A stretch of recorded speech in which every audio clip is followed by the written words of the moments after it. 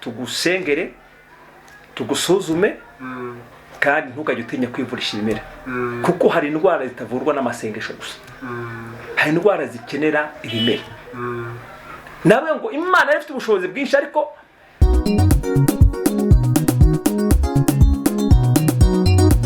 Yes, tubahaye ikaze bakunzi ba Impano y'Ubuzima TV nkuko bisanzwe tubagezeho ibiganiro bitandukanye tugerageza kugera hirya no hino kugira ngo mubashe kwishima abandi munezerwe ngira ngo kuri uyu munsi rero ntago twagiye kure cyane n'ubundi turacyari aho bita Murambi ntago tugeze tujya kure cyane ngira ngo imbere ya kamera muri kubona bambaye itaburiya y'umweru ndetse murabona imbere hari imiti reka mbari ko mbyita ni imiti ngira ngo kuri uyu munsi twasuye muganga ntacyo tutazabakorera uyu munsi twabazaniye muganga kugira ngo atubwire uburyo avura atubwire uburyo ki natwe abarwayi yatuvura ngira ngo rero ntabwo turi butinde cyane yatangira twibwira hanyuma tugakomeza ikiganiro cyacu. Murakoze. Nitwa muganga Usabuwera Jonathan nkaba nkorera hano Murambi nkaba ari nawo ntuye kandi umuvuzi gakondo wabijemo hamwe n'Imana bimpamagayemo nkabikora nk'umuhamagaro Imana yashatse ko mbikora ari muri ubwo buryo mvura. Urakoze.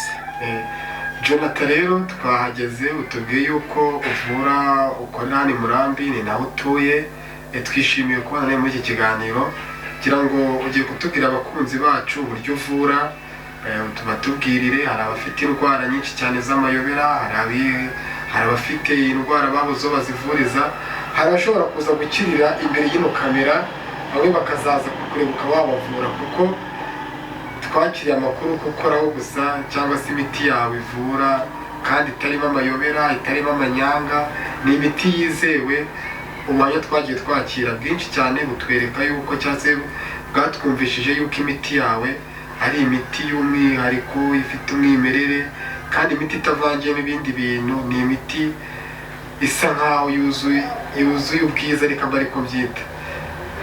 Mbere yo gutangira rero twatubwiye yuko uri umukristo usenga byose buri kimwe abanza ukaturagiza Imana ukaragiza Imana bari gukurikira Impano y'Ubuzima TV kugira ngo tubashe kwinjira mu kiganiro neza turi mu mwuka w'Imana. Murakoze. Abakurikiye Impano y'Ubuzima TV ndabashuhuje. Imana yo mu ijuru ikomeze ibane namwe.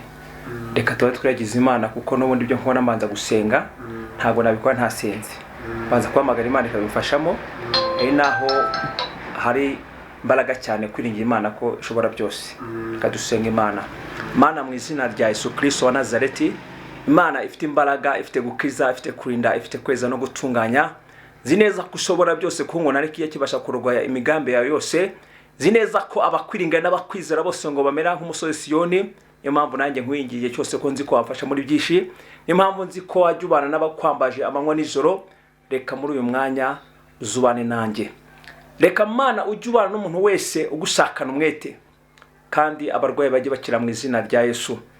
Nkuko wavuze ngo tugushakana umwete tuzakubona. Niyo mpamvu nanjye nkwiringiye kandi niyo mpamvu ngushaka. Ndagusabye ngo abakurikiye Impano y'Ubuzima TV bose babone neza yawe kandi imbaraga zawe zijye zibageraho cyane. Nzi ko wavuze ko nitugusaba tuzahabwa.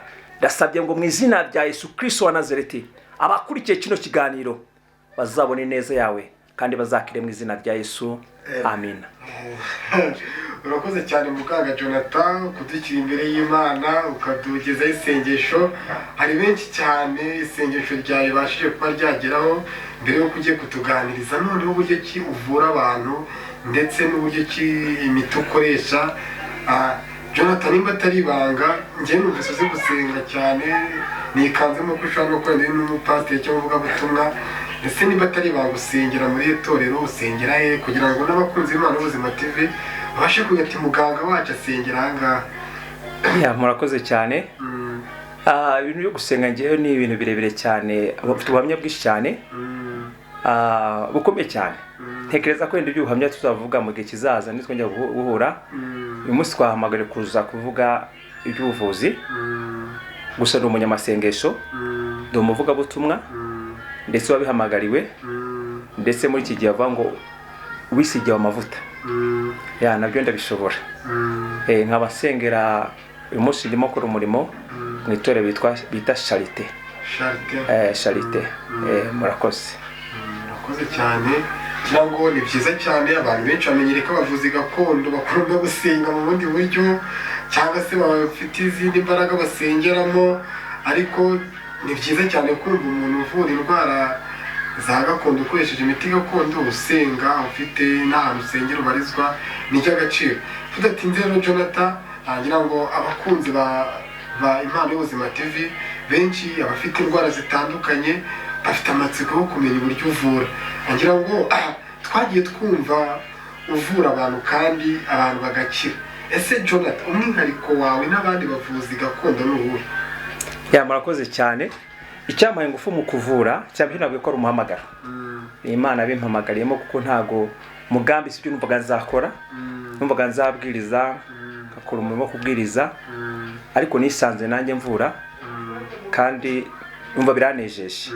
Gusa nyuma naje kumenya amakuru yuko ushobora kuba nawe ufite impano yo kuvura, kubera ko ubuvuzi bwacu bwa gakondo bavuga ngo n'ubuvuzi ngo bwa ababirazwe, nta mashuri umuntu abyigamo, ahubwo ngo nababirazwe. Bivuze ngo kera muri basoko baba baravuraga, bikadukurikirana natwe tukaba twavura. Nese nta hantu biva, ni ibintu tuba twarabirazwe, nta ni mashuri bisaba cyane, bisaba ko uba warabirazwe. Ni muri ubwo buryo rero mvuramo, ni muri ubwo buryo nahisemo gukora uyu mwuga cyangwa gukora uyu murimo, nkaba mvura cyane cyane indwara z'amarozi, n'indwara zisanzwe ziba zaratewe wenda n'imirire, cyane cyane ko buri indwara ziva ahantu habiri, hari indwara ziterwa n'imirire, izindi gaterwa n'imyuka mibi. Ubwo rero ikibimfasha ni ukubera ko ndasenga, kandi mu gusenga mfite impano yirekwa, mfite impano yirekwa yo kumenya ibintu bihishwe, ku buryo nakureba nkamenya indwara urwaye nkoresheje yerekwa. Aribyo muri bavuga ngo uri umuhanuzi cyangwa koresha impano y'ubuhanuzi. Nanjye nkoresha impano y'ubuhanuzi kamfasha kumenya icyo umuntu arwaye, kubera ko mfite kuba nakwinjira muri wowe nkamenya icyo urwaye nkoresheje yerekwa. Ibyo bigatuma mbasha kumenya indwara urwaye, nkamenya urwo nyivura. Ikintu cya mbere mbanza no gukora, mbanza kurasubira mu ndwara arwaye yetewe n'imirire cyangwa iva ku myuka mibi. Iyo maze kubimenya rero mbasha kuvura bikemera. Murakoze. Umva ko umwihariko wawe abandi baganga, urumva ko umwihariko urimo, kandi koko ibyo tugiye ndumva ari ukuri. None Jonathan, tugiye kuvura ibintu bigendanye n'amarozi. Tugiye ko ajya ibintu bibandaho cyane uvura. Abantu bavura amarozi abenshi tumenyereye ko bakoresha imyuka mibi, nako izindi mbaraga abantu bavura imyuka mibi bakoresha izindi mbaraga kugira ngo babashe kuba barwanya izo ndwara cyangwa se barwanya ayo marozi. Ese weho mu kuba wavura iyo myuka mibi, mu kuba wayikiza abantu, mu kuba wavura ayo marozi, tuzi ko amarozi ari amoko atandukanye. Hari amarozi bahuhera abantu, hari amarozi bagaburira abantu mu byo kurya cyangwa byo kunywa. Ese weho itandukaniro ryawe riri hagati n'aba bavuzi bakoresha izindi mbaraga zidasanzwe, wowe ko twabonye gusenga ayo marozi, iyo myuka mibi uyivura uti ukoresheje imbaraga zawe bwite cyangwa se imbaraga z'Imana cyangwa se iyo miti yawe gakondo, ariko itandukaniro ryawe n'abari bakoresha izindi mbaraga zidasanzwe ni irihe? Icya mbere cyo ntabwo njya nemera yuko abavuzi babasha kuvura ari kugira imyuka mibi, kubera ko naje kumenya Imana ijya kurema ibyatsi yabiremeye kugira ngo bizatugire umumaro kujya bituvura, ari bita ibyarema. Rero ngiye ntekereza yuko cyangwa ko nagiye mbibona, naje kubona ari kuvuga ngo hari izindi mbaraga bakeneye z'imyuka mibi zibafasha, naje kubona nko kujisha abantu. Kubera ko urabona kera umuvuzi kugira ngo agaragare ko umuntu uko yabaga asa nabi, akifata nabi, akiyambika ibintu by'imo, akiyambika ibiki. Ibyo we naje gusanga atari haba imiti, ahubwo imiti cya mbere cyo iva ku miti, ku byatsi. Icya kabiri bikava ku mpano Imana yaguhaye yo kuvura. Rero ntabwo njya niringira icyo mbanje kwanga nuko hiringira yuko abantu bavura ari abakoresha imyuka mibi. Tuzi neza yuko kuva kera Abanyarwanda iyo umuntu yarwaraga amahumane amahumane kugira ngo yivuze nuko bagenda bagashaka icyo mugombe kandi amahumane iyo yarebye ni imyuka mibi kubera ko amahumane bavuga ngo yayarenze yejyanye n'umuntu arayandura bivuze ngo ni ibintu bigendera mu mwuka ni imyuka mibi rero niba ibyatsi amugomba bashaka kuvanaho amahumane akavaho bivuze ngo hari n'ikindi giti cyavanaho indi myuka mibi rero niringira ko ibyatsi bibasha kuvanaho iki iyo myuka mibi ikagenda kandi njya mbigerageza nkabikoresha bikagenda yewe nasobanura iki kintu ubuvuzi njye nabushyizemo ko ubuvuzi buri amoko ane rero ubuvuzi bw'amoko ane hari ubuvuzi bw'ibimera nk'ubuhora hakaza n'ubuvuzi bw'amasengesho nabwo ndabukora noneho hakaza n'ubuvuzi bwo kwa muganga ariko bita ngo bwa shimi y'imiti ihinduye nabwo ni ibimera ariko ni ubwa shimi baba babihinduye bakayihindura bakayishyiramo n'andi maproduwi ariko haka n'ubuvuzi bita ngo ni ubw'abakurambere aribwo bwa bundi bavuga ngo bukoresha izo mbaraga rero nk'abantu dusenga Imana cyangwa twiringira Imana twingira ko Imana yashyizeho ibyaremwe yabiremye kugira ngo tubivurishe nta izindi mbaga twishingikirije ahubwo usigaye nshima Imana ko muri iki gihe bisigaye dufatanya na leta n'abavuzi bwa kizungu tugafatanya twe tukavura abantu niyo mpamvu tugira ibyangombwa bya ministeri bura tugira ibyangombwa bya ministeri dukoreraho byerekana ko twemeye muri leta ko natwe tuvura bikemera ariko urabona bisaba kugira ngo umenye neza indwara aho ugomba kwijyana rero iyo bigeze ku indwara ikeneye kujya mu bakurambere twebwe twitabaza imbaraga zo gusenga ugasenga Imana kuko iravuga ngo nabaye bushizeho ubutware ukanagenza ukanasikurubiyo kandi icyo muzasaba cyose kizajyawe ngo kandi kwizera kujya kuvana imisozi bivuze ngo kwizera kwacu twizeye turasenga imisozi igatagwa mu nyanja Jonathan watubwiye ngo ati iyo tubwereka nibyo ugasanga umuntu arwaye indwara zisaba akajya kwa muganga akaza aza ngo mu bimera kandi mu bimera batuvura mu bigendanye n'imyuka mibi cyangwa se mu ndwara zigenda n'amamibe bakadufasha ariko niba umuntu akeneye igisebe gikeneye kwa muganga bakagipfuka ntibajye bareke kuyoba urumva ko bagiye kudusobanura neza none Jonathan ukira aha ngaho natangiye ndavuga ngo ubanza kumenya se uyu muntu indwara arwaye mujya mwumva ngo uriya muntu ngo yarwaye diyabete baramusengera arakira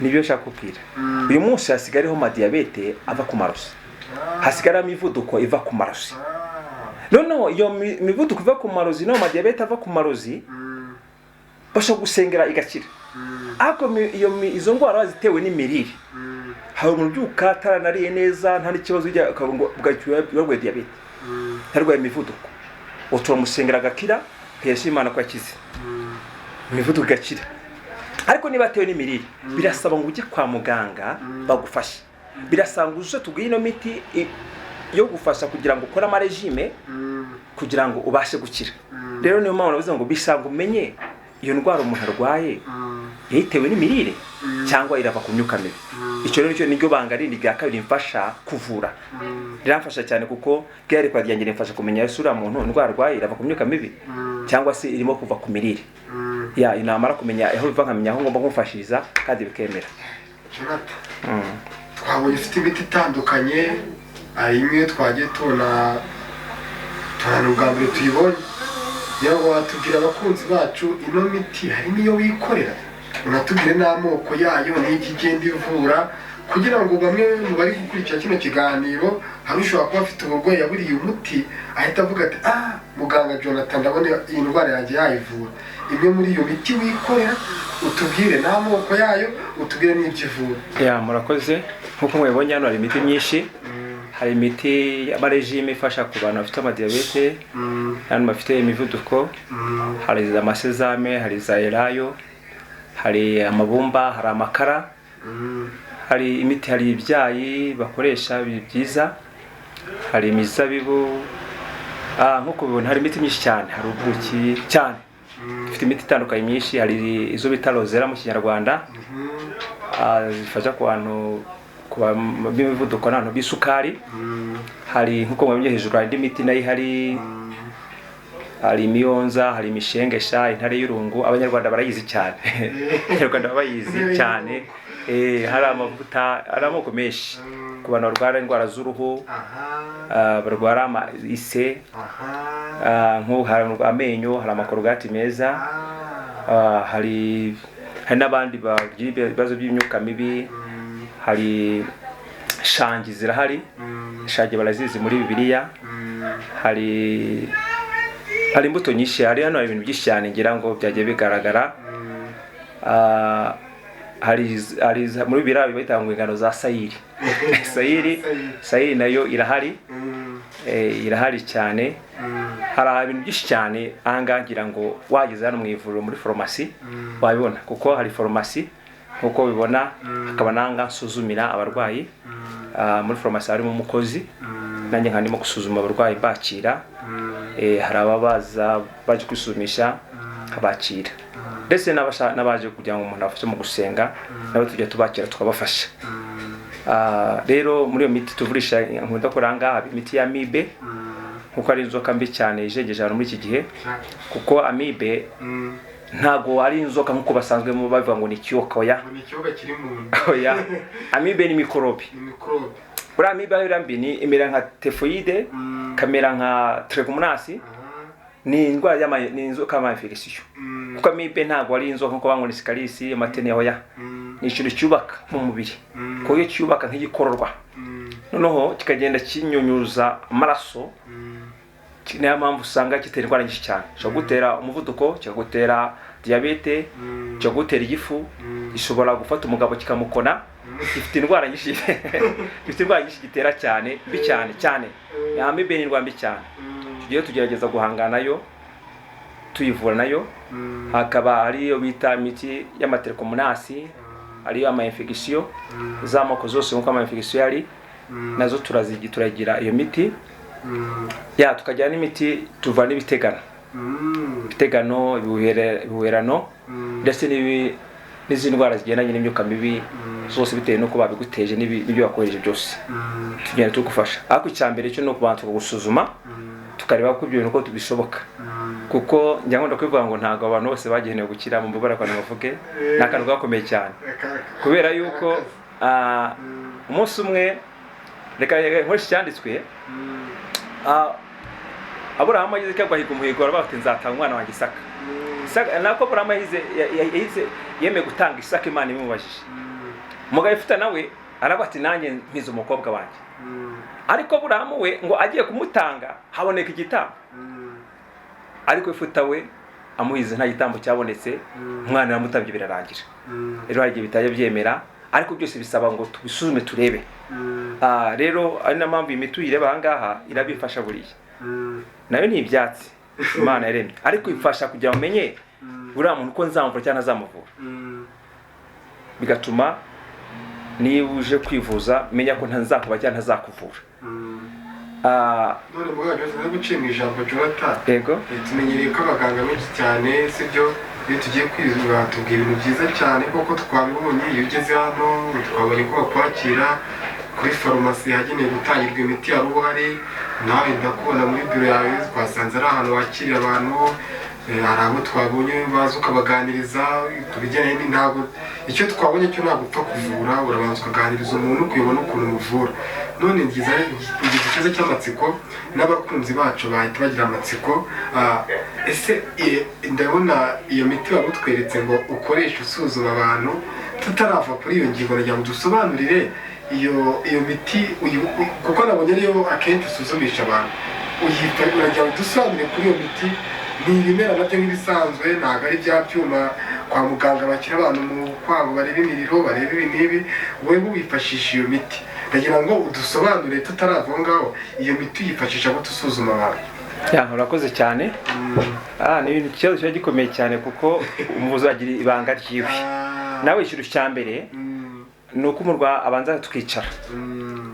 Tuwe kwicara ndasenga. Iyo nsenze hari ibintu mishurirwa nk'impano, habishurirwa. Bamaze kubishurirwa, iyi miti rero hari ibintu ifasha bigeranye n'iryerekwa ryanjye. Uyu muti mfite uko ngusuzumisha ukahumeka, bikamfasha kumenya indwara aho iherereye mu buryo budasanzwe cyangwa nkamenya uburyo niba nzakuvura iyombi. Uyu ni umuti usanzwe ni umuti usanzwe ufite ukuntu ukoresha kwinjiramo kujya gushakisha ahantu indwara iri cyane nkamenya ubwo nabwo nkuvura. Andi mabanga ntavuze ni ay'ubuganga. Murakoze.